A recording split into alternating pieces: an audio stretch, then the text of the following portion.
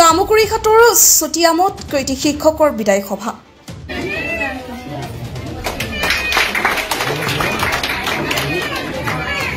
ইয়াৰ পিছত শিক্ষক বিধাৰ পৰা আছে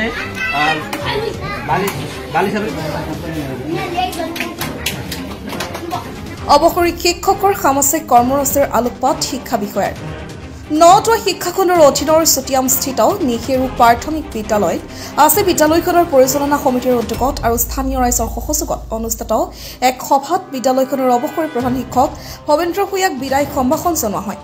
বিদ্যালয় পৰিচালনা সমিতিৰ সভাপতি মন বাহাদুৰ দেৱকতৰ পৌৰহিত্যত অনুষ্ঠিত সভাখনত বিশিষ্ট অতিথি হিচাপে অংশগ্ৰহণ কৰে নটোৱা শিক্ষাখণ্ডৰ প্ৰাথমিক শিক্ষা বিষয়া প্ৰণৱ কুমাৰ বৰাই।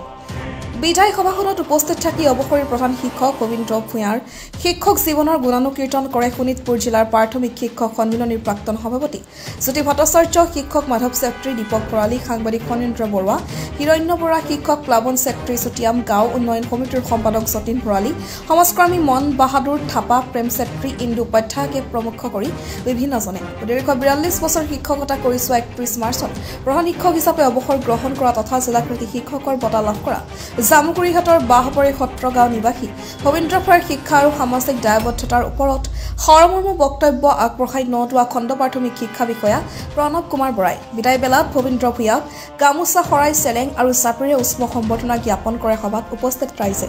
বন্ধুবৰ, ভৱেন্দ্ৰ ভূঞাৰ আজি অৱসৰৰ দিন।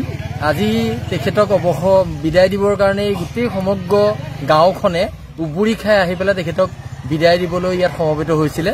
মোকো আমন্ত্ৰণ জনাইছিলে ইয়ালে, গতিকে ময়ো ইয়ালৈ আহিছিলোঁ।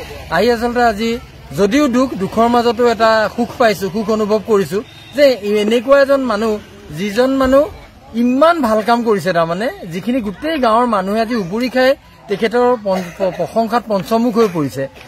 1985 চনৰ 1 এপ্ৰিলত মই স্কুলত কৰ্মসূত্ৰে চৰকাৰী নিয়মতে 1 এপ্ৰিলত মই ৰাঙাপাৰা টাউন প্ৰাথমিক বিদ্যালয়ত চৰকাৰী শিক্ষক হিচাপে যোগদান কৰিছিলোঁ। তাৰপিছত আহি পেলাই মই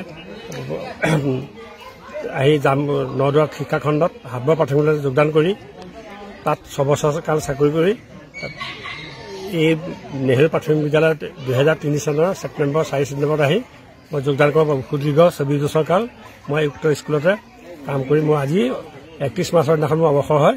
আৰু কেনেকুৱা ইমান ভাল লাগিছে গোটেই গাঁৱৰ মানুহে মই যি মোক আদৰ সন্মান যি বিদায় দিলে মই মানে অভিভূত হৈ গৈছোঁ। মই ইমান মানে এনেকুৱা হ'ব বুলি ভবা নাছিলোঁ।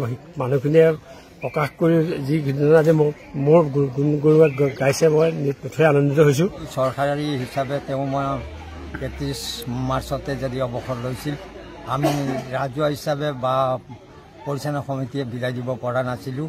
গতিকে আজি আমি এই শুভ মুহূৰ্তত আমি তেওঁক বিদায় দিবলৈ বুলি এই অনুষ্ঠান পাতিছোঁ, যাতে তেওঁ ভৱিষ্যত সুস্বাস্থ্য হওক। News desk report, the north east times.